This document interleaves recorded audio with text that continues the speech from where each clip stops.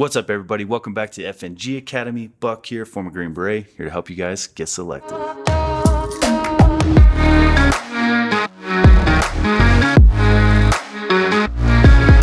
right, guys, do me a favor. Let's get 500 likes on this video and hit that subscribe button and that notification bell so you know when the videos are dropping. I'm trying to keep them as frequent as possible. The holidays are throwing a little bit of a wrench in that, but as soon as that's over, they'll be coming right back regularly. All right, guys, in this video, we're going to talk about the Bravo course. Obviously, I want to break down all the MOSs for you guys, but let me talk about the one that's most specific to me and what it was like. So I chose Bravo because obviously I like to shoot guns and I'm not that smart. I didn't want to do SOCM and fail SOCM and then see my ass right back being a cook because I couldn't fathom that. So I picked something that I was interested in and passionate about, so that way I had a better chance of success. So the Bravo course for me was extremely, extremely stressful. You learn how to break down weapons.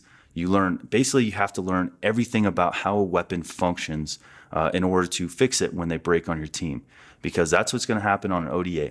Your weapon's they're gonna pull the trigger and it's not going to go bang, and they're going to say, "Bravo, fix it."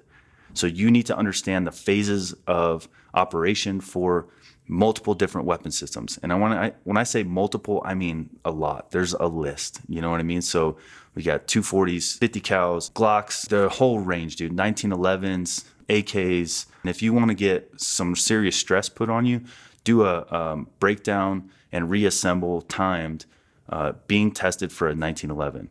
That thing sucks because most weapon systems you could functions check on your way through the process to make sure you did it right. A 1911 will get all the way back together and you'll think you did it right, and then it'll fail the functions check and it'll be too late. So for me, like I said, Bravo course was extremely stressful. So we did weapon systems training for the first half, and you're just learning how to, like I said, tear down the weapon systems, how they work, how they operate. You're looking at cutout features. There's an app that you could use. I'll get you the name of it and I'll link it below. That helped us a lot. It ghosted parts of the weapon system so you could see how the sear was operating, how the bolt was operating, and things like that. And it's important to be able to pull each different weapon system because you can't just memorize parts. You need to know exactly how each part operates, so that way you could identify it if it fails. So the first half was light weapon systems and getting tested out on that. A lot of range time because we're expected to be proficient with these weapon systems. And then the second half is the heavy stuff. So you're doing mortars.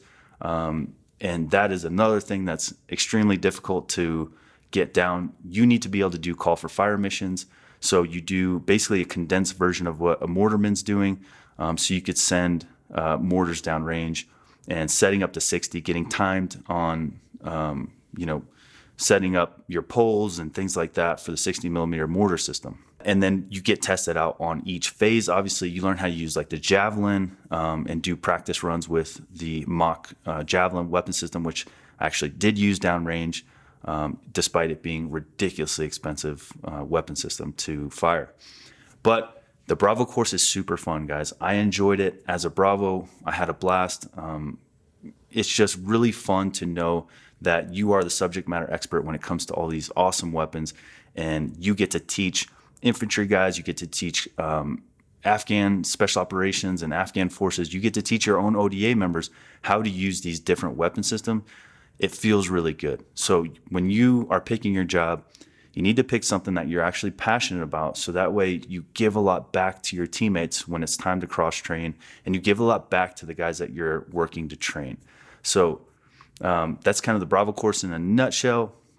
I know that's not a lot of detail, but like I said, first half is breaking down and learning how each part of the small weapon systems work, and you get tested regularly. So you'll go through like 10 weapon systems a day, and then I think it may be like every other day or once a week you get tested on all of them. So it's a lot. You are cramming every single day. You're not just going in and fucking with guns. You're cramming knowledge every single day so you can memorize every piece of every weapon system, where it's at, what function it provides, and how to identify it when it's broken.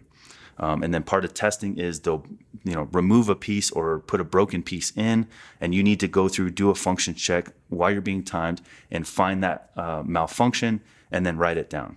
So like I said, it was extremely, extremely stressful, but it was so worth it when it was done because I actually enjoyed doing my job and I loved it. So guys, that's just a little Bravo course in a nutshell. I'll dig deeper into it as we go, but right now I want to kind of get an overview of all the different MOSs. All right, see you guys next time.